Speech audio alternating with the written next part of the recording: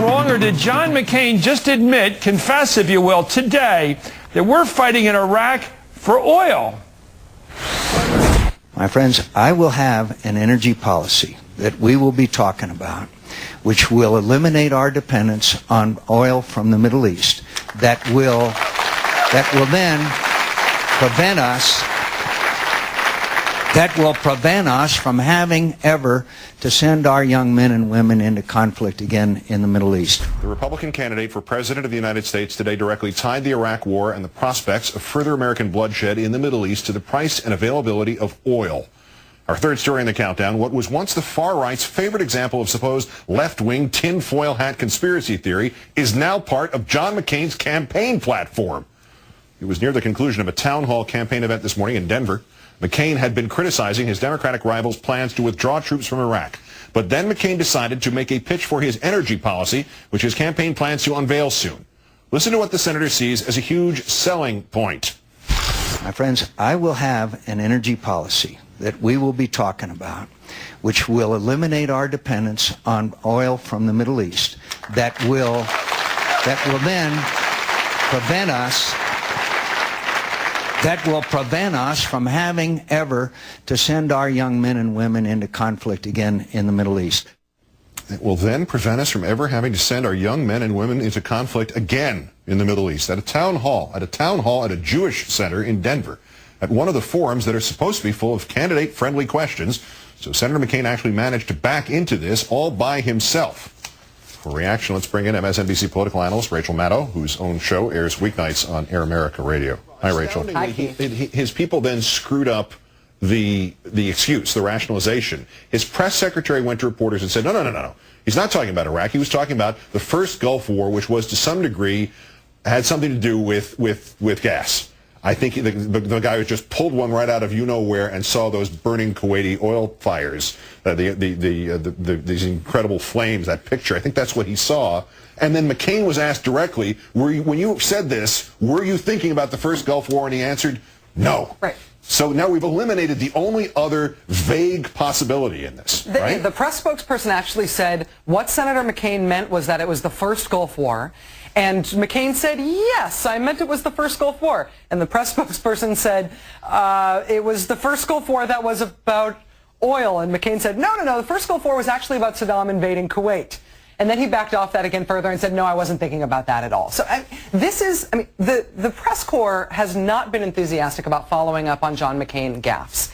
This seems to me like such a big one on such a big important issue, and it's on tape and there's video, that it has to be followed up on. So he's either going to need a new explanation or he's going to have to just run with it and defend this idea. I think he might actually end up defending it.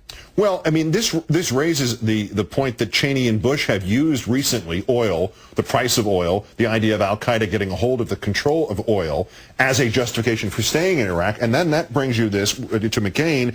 And 5 years ago, anybody who suggested there was the slightest hint of a connection, a rumor of a hint of an innuendo of a connection between going into Iraq and the price of gas was considered a lunatic, unpatriotic, terrorist, lefty. Yeah. How and why did this suddenly change into John McCain's campaign platform? I honestly think that the most likely outcome here is that McCain will end up defending this, at least at the end. But then, Karl Rove has recently, and I realize he's not in the White House anymore, but he's still influential, I think, for these guys, especially in terms of their talking points. He has recently raised the prospect of $200 a barrel oil if we leave Iraq. Mm-hmm. So they are explicitly willing to tie oil and gas prices to what's going on with that conflict and what our troops are doing. The problem is, though, if you actually make the case to the American people that we are there for oil, well, we've spent $1 trillion. We've lost 4,000 Americans. Mm-hmm. We've spent 5 years, and now we're paying $4 a gallon. We are not the beneficiaries of the war for oil. It does not redound to the American consumer. I think the real mission accomplished moment right now that we can see in Iraq is when the oil companies getting pre-cleared by the Iraqi government to bid on the Iraq oil field service contracts ended up on the front page of the business section last month instead of in the front page of the international section. That might have been the first true mission accomplished moment we've yet had.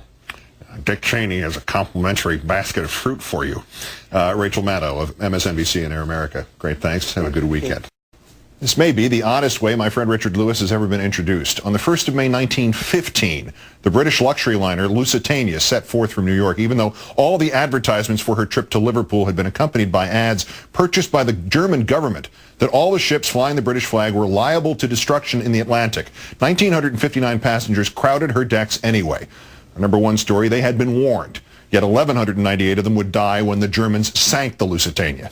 Just as we had been warned on a later 1st of May 2003 that the man who stood before us and proclaimed mission accomplished in Iraq had lied us into the war, had already repeatedly lied about the war, and was probably then lying about the war being virtually at an end.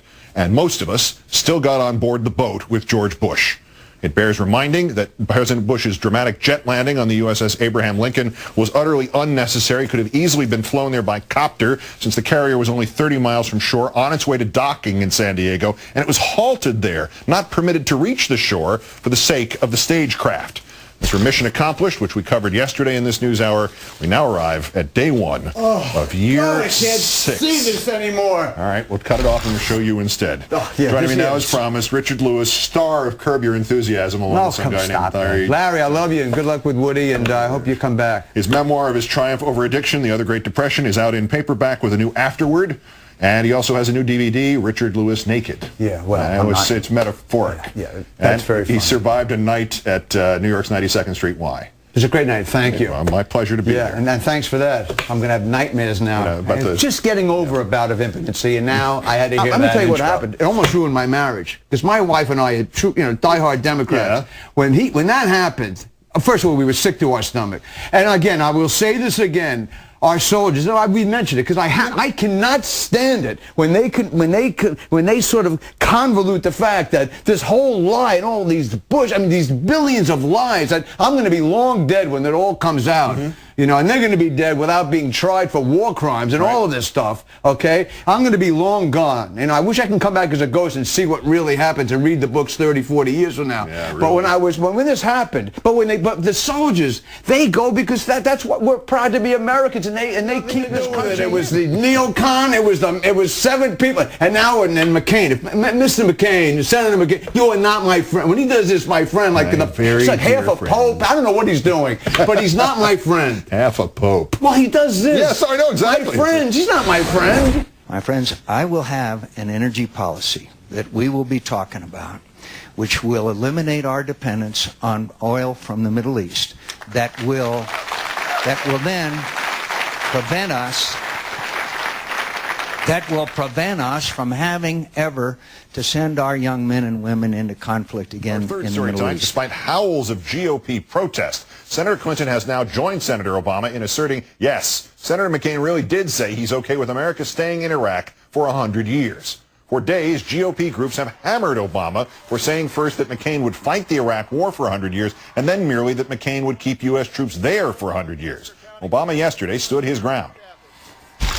What John McCain was saying was that he is happy to have a potential long-term occupation in Iraq. Happy may be overstating it. He is willing to have a long-term occupation of Iraq as long as 100 years. In fact, he said 10,000 years. However long. Did McCain really say?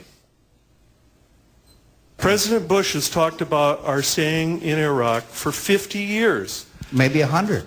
Is that how long? We've been in South Korea. We've been in Japan for 60 years. We've been in South Korea for 50 years or so. That'd be fine with me, so as long as Americans are not being injured or harmed or wounded or killed. He now compares his 100-year scenario to the U.S. presence on the Korean Peninsula, meaning we would only stay in Iraq if they stop shooting at us, which, of course, they insist on doing because we won't leave.